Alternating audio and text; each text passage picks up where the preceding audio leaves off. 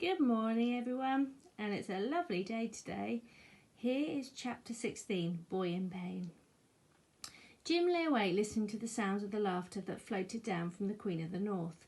He felt very lonely. Clouds had thickened and the sky was darker than he'd ever known. The night seemed to stretch on forever. I wish I'd got a brother, he thought. He said it out loud. I wish I'd got a brother. His voice was a tiny, quavering thing. He stood up and shouted, I wish I got a brother. He thought of Tip sleeping in the workhouse in the snuffling darkness. The thought of shrimps in the lodging house full of snoring old men. He thought of Josh's son tucked up in a proper bed with a real mother and sisters. You got lots of brothers, Jim, he said to himself, the way shrimps would have said it. Only they ain't around at the moment is all. He pulled his sack around him and he fell asleep. Grimy Nick was laughing. Oh dear me, I do apologise. Grimy Nick was laughing softly to himself as he came down the ladder. The sky was the colour of milk. Jim started up out of his slumber, and his first thought to the fire of the brazier, in case he'd let it go out. Nick tossed a bone to the dog, who leapt on it, growling. Jim held out his hands for his food. Nothing. There's work to do, Sue, such as you've never seen before, Nick told him. He half fell down into the hold, sending the packed coals skittling. Snipe snarled and guzzled over his bone, his paws securing it. Jim could smell the meat on it. Tell him, brother, a voice in Jim's head said. He forgot you. Tell him.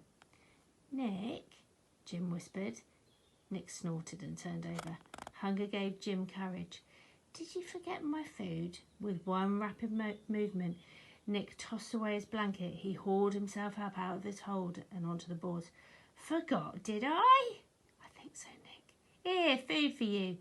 Nick bent down and snatched the bone from the dog's jaws. Snipe's teeth snapped down on it and Nick kicked him off.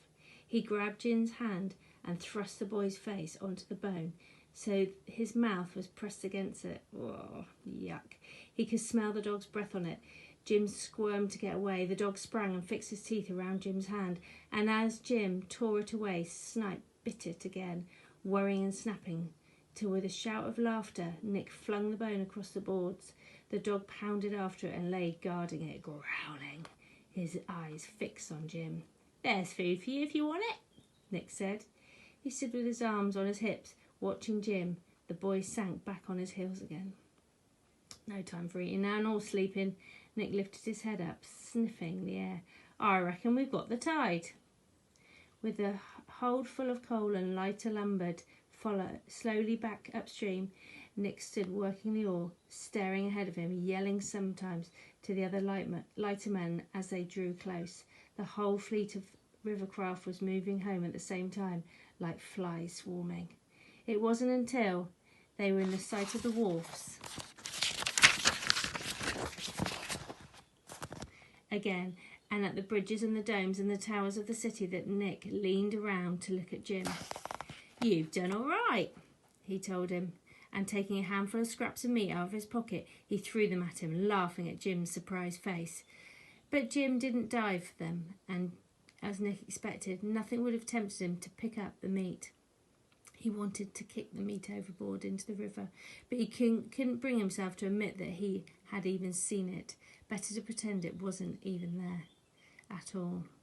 He turned away, fist clenches, and thought of the big bowl of meat Nick would have eaten on the Queen of the North, with gravy and mustard and hot potatoes.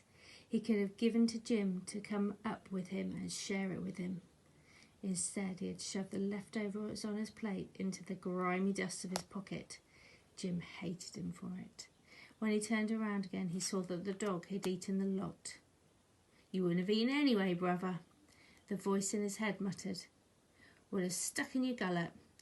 Jim stood up with his hands in his pocket, whistling quietly and watching the dog.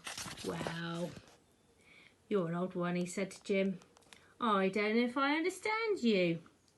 Don't answer him, bruv, Jim thought. If he can't be bothered to give you proper food, don't be bothered to talk, see? Just pretend he ain't there at all. As soon as the Lily had nosed into the wharf outside Cockerell's coal yard, Jim and Nick set to work. White-faced, lowered down the basket and they filled it up, watched it being winched up onto the chute, waited for it to come down empty again. Jim knew the pattern of his life now, filling up the hold of the Lily from the big coal-carrying ships that waited outside the port, bringing it upriver to the warehouse, emptying it so it could be taken by the horse and cart to the people of London, backwards and forwards, filling and emptying, shovelling and piling, day after day after day. And never a word spoken between him and Nick. He would sleep on his hard bunk every night of his life. He would eat when Nick thought fit to feed him. He was Nick's slave, and he was treated worse than an animal. I wish I was Snipe, he thought sometimes. Right, part 2 in a minute. I'll see you in about 10 seconds.